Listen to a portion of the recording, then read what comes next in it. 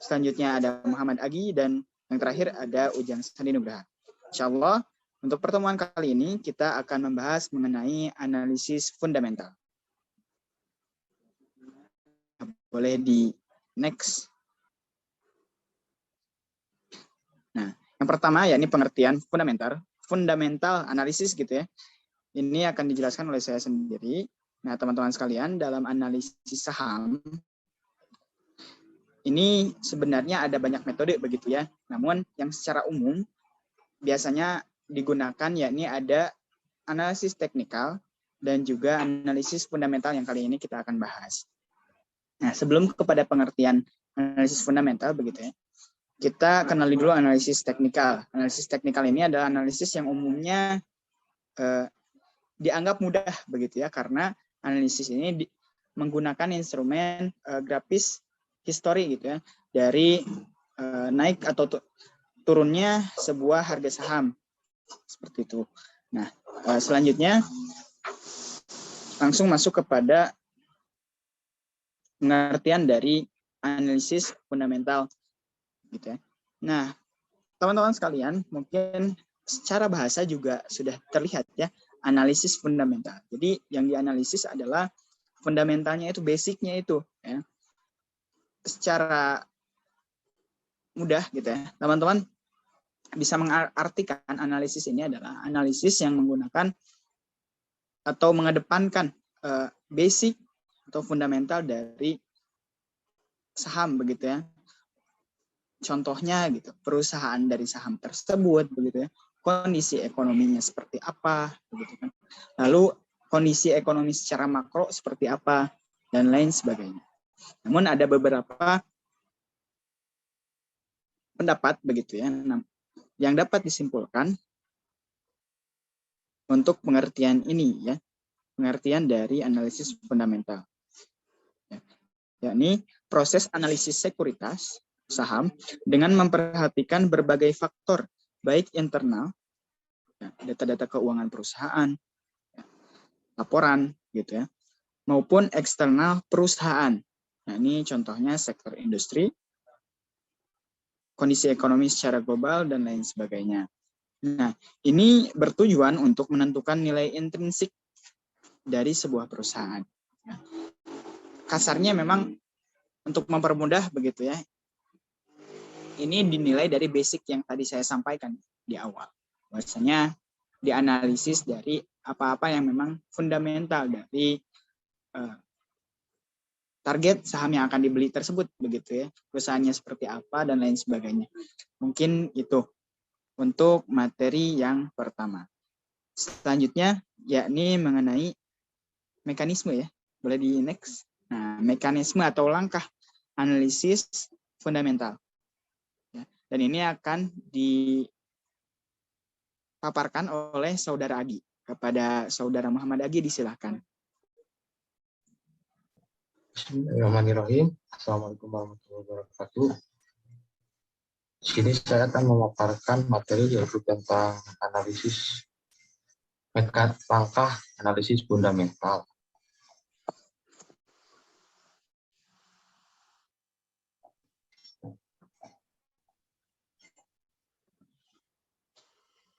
Langkah analisis fundamental. Saya mengambil contoh dari saham ya. Langkah analisis fundamental saham yang paling sering digunakan yaitu menggunakan pendekatan top-down approach.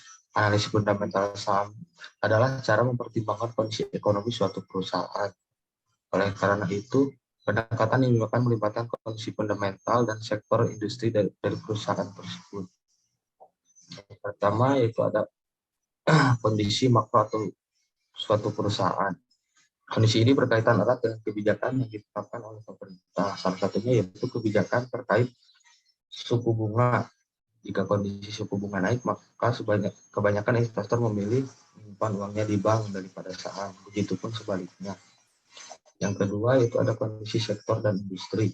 Tidak bisa dipungkiri bahwa kondisi industri adalah hal krusial yang mempengaruhi tinggi rendahnya harga saham. Nah, jika ada hal-hal yang terjadi di sektor industri terkait seperti kenaikan harga, maka nilai saham tersebut juga akan naik. Yang ketiga itu ada fundamental perusahaan. Kondisi ini terkait pada kondisi internal atau manajemen sebuah perusahaan yang lebih bekerja dan keuangan yang stabil akan memberikan dampak positif pada pergerakan saham perusahaan. Oleh karena itu, memastikan bahwa setiap pekerjaan dikelola oleh orang yang kompeten pada bidangnya. Nah, kemudian itu ada cara memilih saham melalui analisis fundamental. Nah, cara memilih saham ini menggunakan analisis fundamental adalah berpaku pada data publik sebuah perusahaan seperti nilai obligasi dan suku bunga.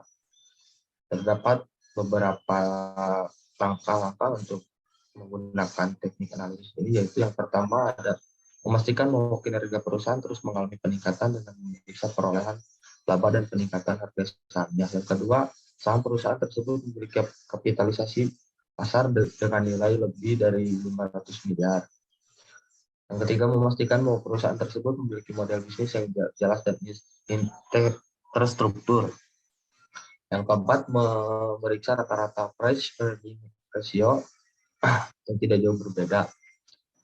Untuk yang terakhir itu memeriksa bahwa perusahaan tidak memiliki hutang yang melebihi standar maksimal rasio. Mungkin pemaparan dari saya sekian, mohon maaf bila banyak kesalahan. Saya kembalikan lagi kepada Saudari Sipa.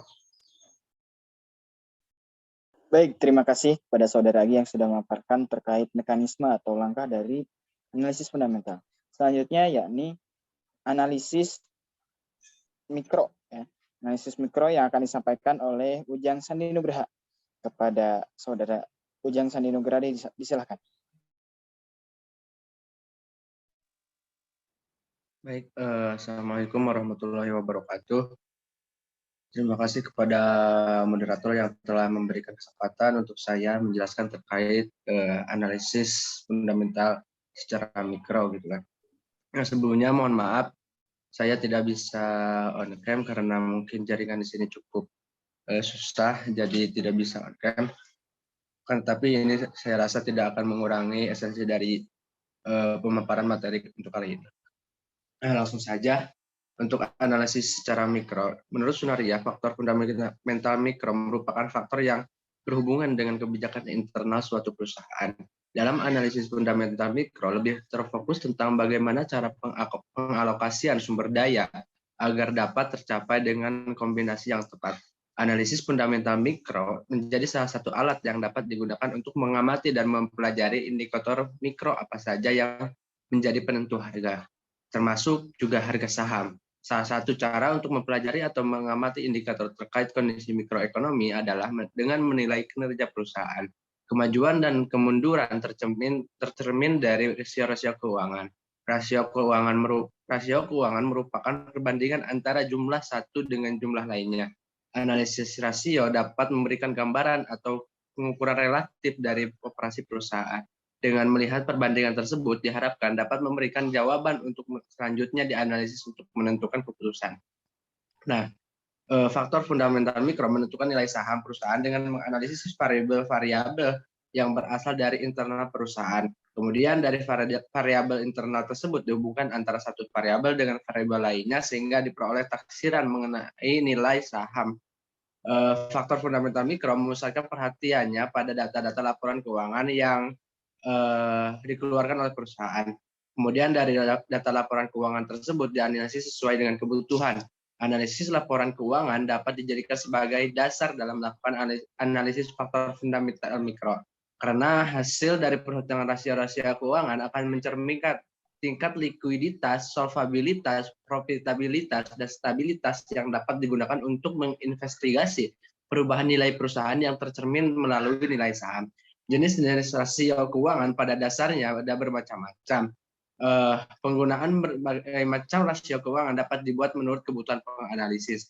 Variabel faktor fundamental yang digunakan dalam penelitian ini terdiri dari ukuran perusahaan, size, current ratio, debt ratio, debt to equity ratio, return on investment, return on equity, dividend payout ratio, dan yield. Dalam pemilihan saham di pasar modal, investor memiliki perbedaan dalam menilai suatu saham. Salah satu caranya dengan mengukur faktor-faktor yang mempengaruhi harga saham yang dikenal dengan analisis fundamental dan analisis teknikal. Analisis fundamental merupakan analisis mengenai kondisi keuangan suatu perusahaan, di mana menggali lebih dalam mengenai ekonomi industri secara keseluruhan. Teknik ini lebih cenderung mempertimbangkan suatu kinerja dan proyeksi perusahaan untuk memperkirakan harga saham. Lain halnya dengan analisis teknikal yang lebih menekankan pada penggunaan data historis perubahan harga saham melalui volume perdagangan dan indikator pasar lainnya.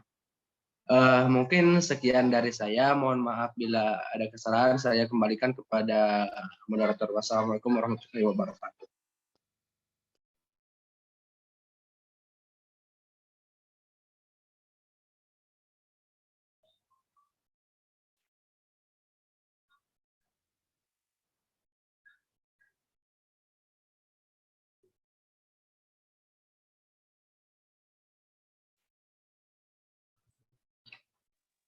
Langsung dilanjut saja, Faris, untuk materi selanjutnya.